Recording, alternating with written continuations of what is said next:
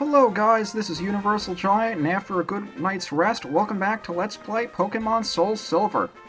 Today we're going to head up north and check out a couple of places north of Goldenrod City.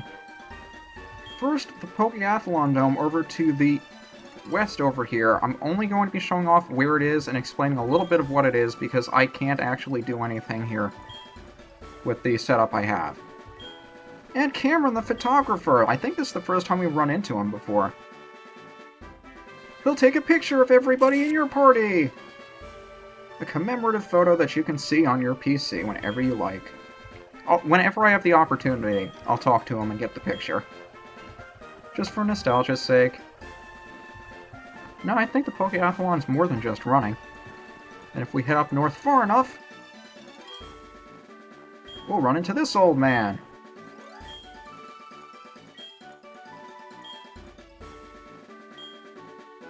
Infinite potential. Yeah, I get that a lot. So he'll introduce us to the Pokeathlon Dome up here. Now this is a hub where you can play a whole bunch of mini-games with your Pokemon. They have completely different stats in there which will determine whether or not they do well. That are nothing like, physical attack, physical defense, the kinds of statistics that you have to worry about in battle. They're completely different stats. But they're mostly bottom screen-based minigames that you play using the stylus and touching stuff. However, if you're emulating this as opposed to playing it on the normal DS, it slows down to a crawl that makes it impossible to play. At least in real time. So, unless I can get like a real DS working setup to record the Pokeathlon Dome, I'm probably not going to show it off. You can get a lot of interesting items there too. Especially once you get the national decks, you can come back here and a lot of the prizes they have will allow you to obtain 4th generation evolutions that are otherwise unavailable in Heart Gold and Soul Silver.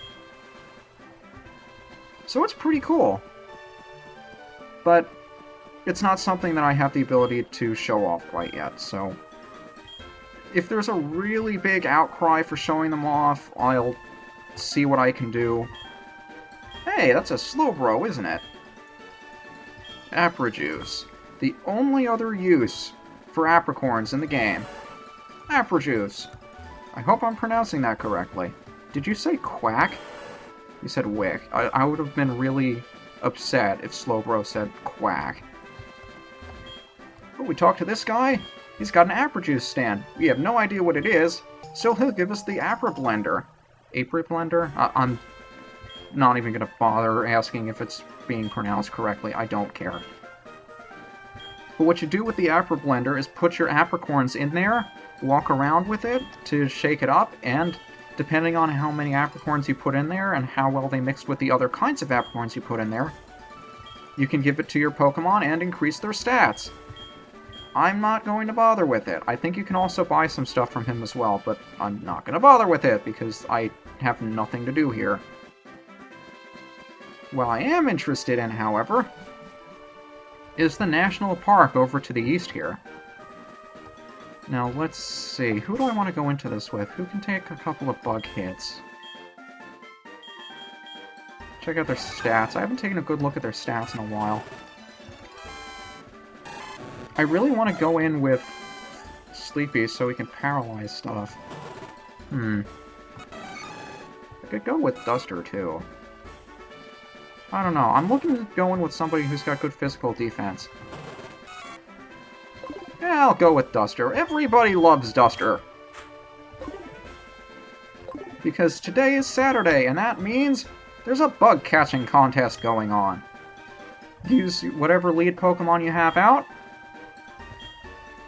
and go in, try to catch yourself the best bug-type Pokemon you can find.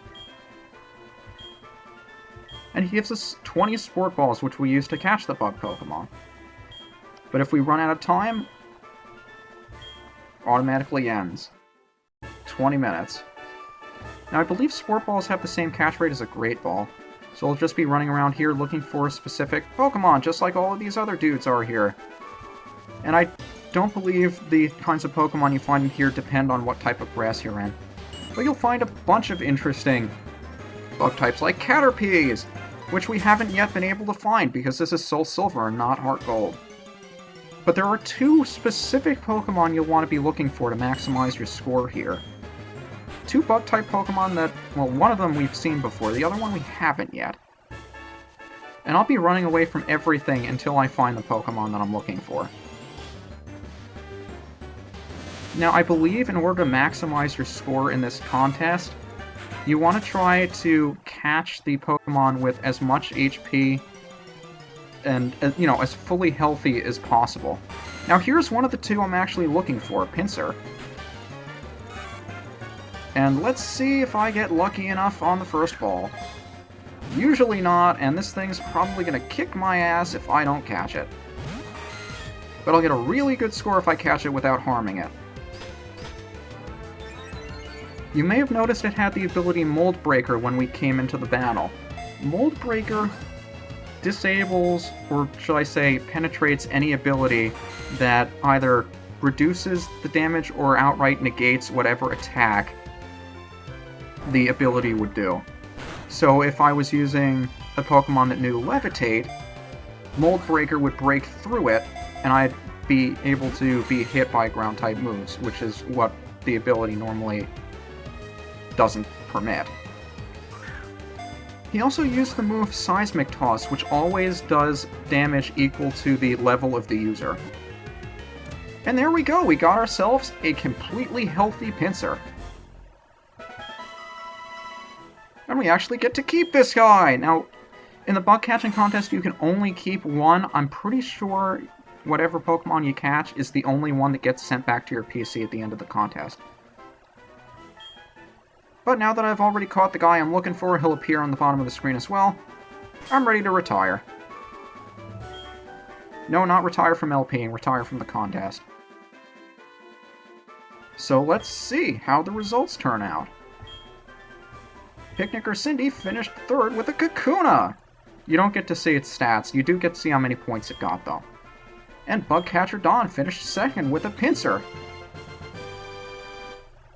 You know what that means? We won with a Pinsir! A whopping 347 points. We just wiped the floor with these guys, didn't we? And for finishing first place, we get the Sunstone, which will allow a certain Pokemon you find here in the National Park to evolve, which is pretty awesome. I'd rather not give him a nickname, because I'm not really going to be using him. How do you guys feel now that I kicked your asses? The winner is you. Yes, the winner is me. You sound like that guy from Violet City.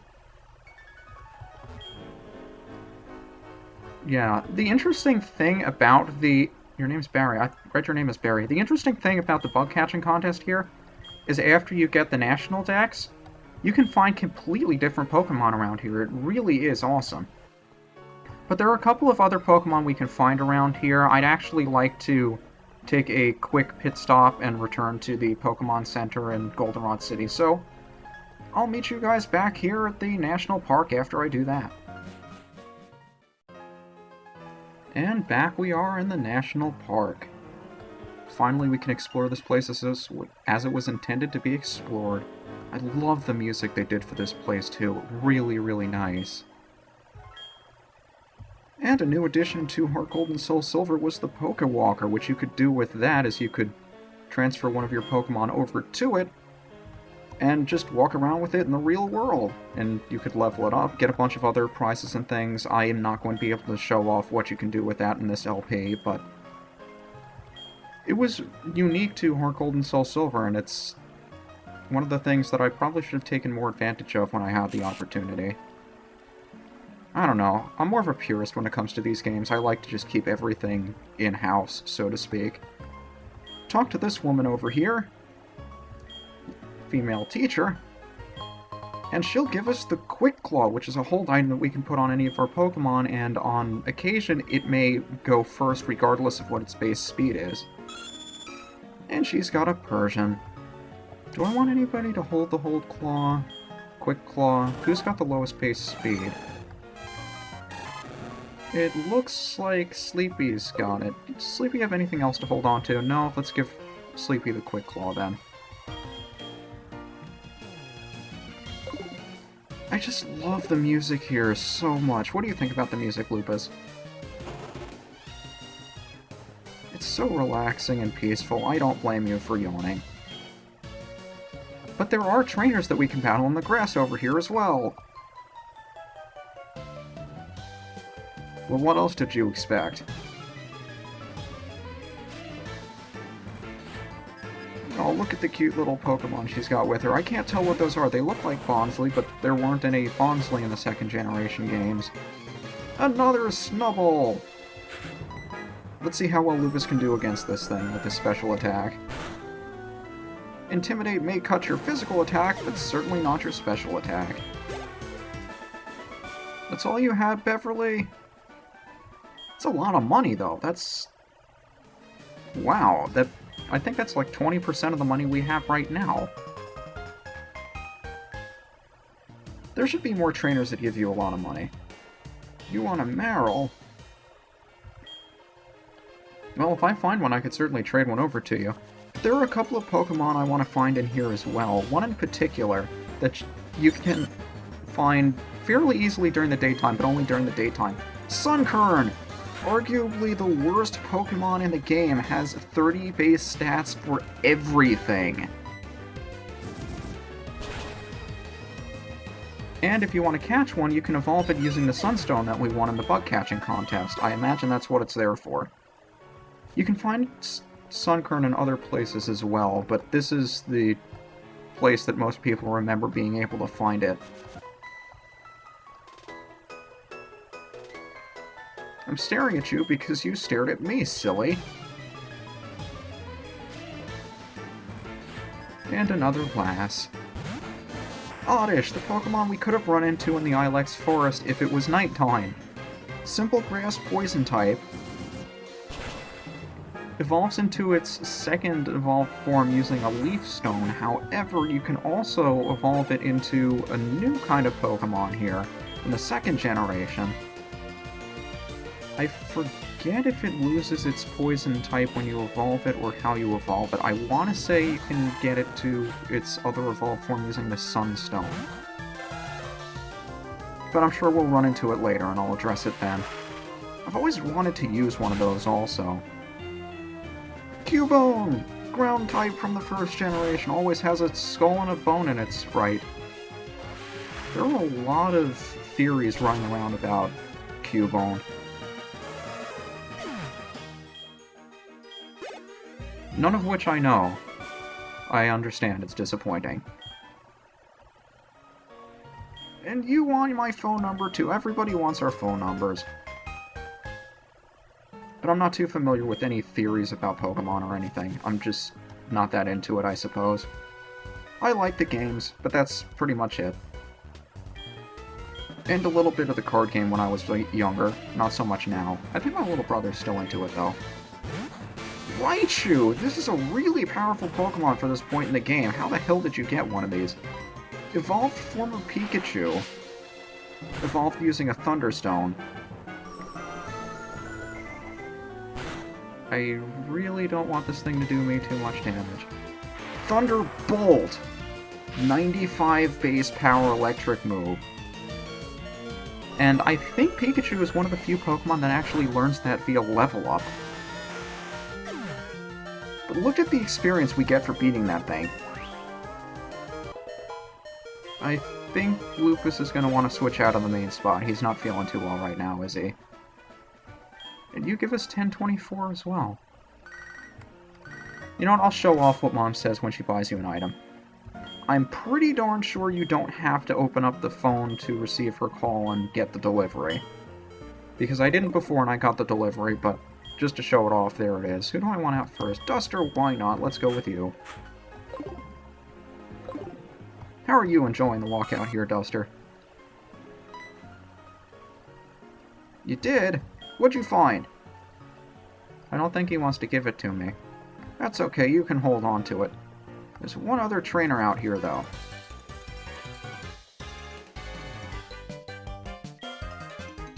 I highly doubt that, my friend. A school kid! He's got an oddish too. Let's see how well we can beat this thing up without having to use a super effective attack.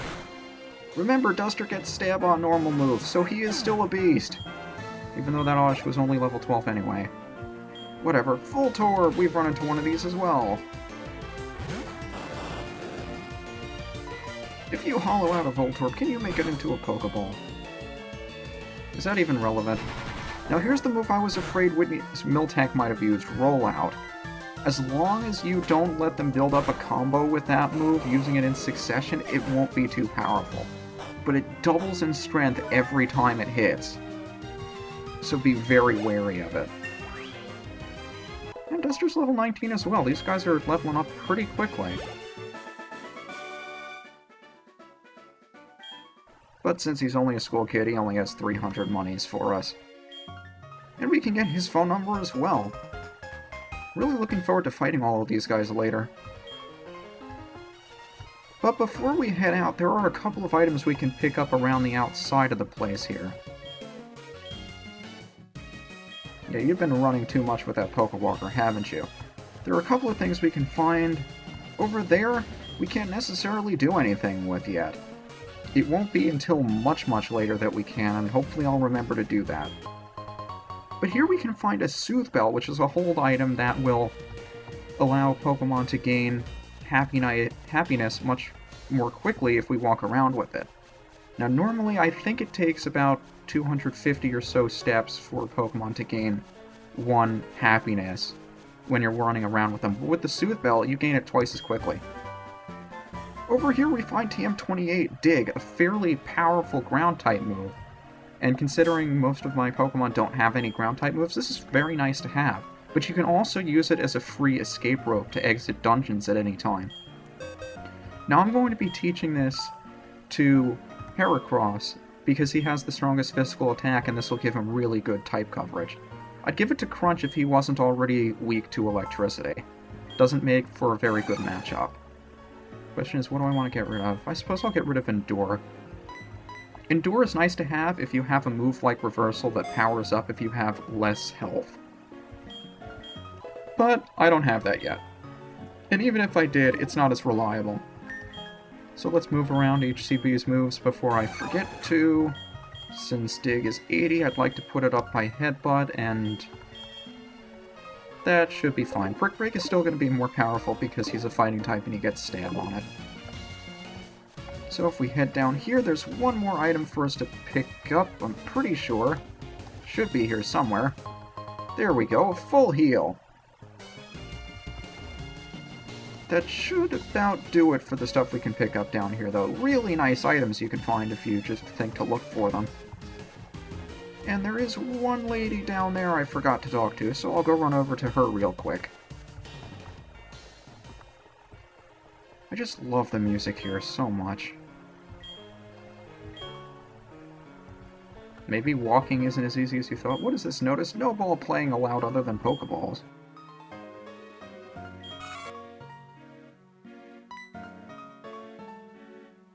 I guess that doesn't disturb Ferd in the least. Oh well, we can finally make our way out of here. So I suggest we do that. And you're still here because it's still Saturday, and he'll do the same bug catching contest stuff that the other guy did.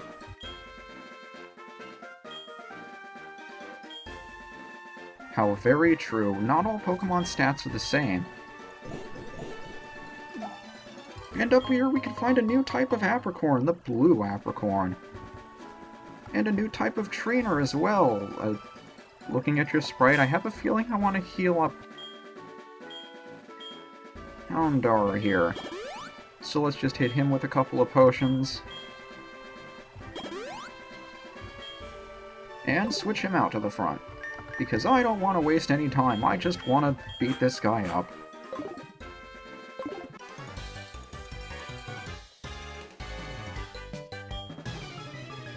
I think you're thinking you can beat me. Oh no, I'm thinking this backwards. You're supposed to try to guess what I'm thinking. He has himself 3 Psychic Pokemon. Now, the funny thing about the Apra family is that it takes them a very long time to learn any moves that are not Psychic type. So as long as I have Lupus out here, he's not going to be able to do jack to me. He's got himself another Abra. I believe we also have a couple of other Dark-type moves on our team, like Crunch should have Bite at this point. So if I'm feeling particularly daring, I should probably send him out for the experience, but Lupus is here already, and he's too adorable for me to take out, so... oh well. He's got himself a Kadabra, the evolved form of Abra, that actually learns moves to hit you with. And it's also fairly quick. I forget what Kinesis does.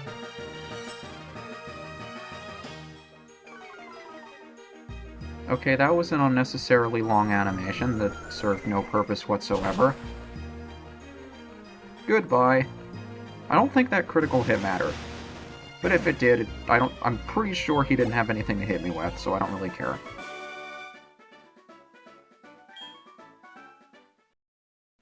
What's with all these powers of 2 and money we get? We got 1024, 1024, 512. And we can find some new Pokemon up here as well, but we can find the same ones in the route to the north, so I won't waste time with it here. And one more trainer before we hit the crossroads here. Alan! He's got himself a Tangela. Pure grass type from the first generation, very strong physical defense, which is why I'm going to be hitting it with Ember instead of Fire Fang. Another one of those Pokemon that got a new evolution in the 4th generation, which is why I've always wanted to try one since then. But that'll be for another time, I suppose. Now that we've made it through the national park, and explored everything there was for us to do here, we can finally head up north to Ecruteak City. Except... the tree blocking our way. You remember the tree that we couldn't get past when we first explored the ruins of Alph? It's still there. And it's the only thing standing between us and Ecruteak City. So next time, we're going to deal with that tree. This is UniversalGiant, and I'll see you guys then.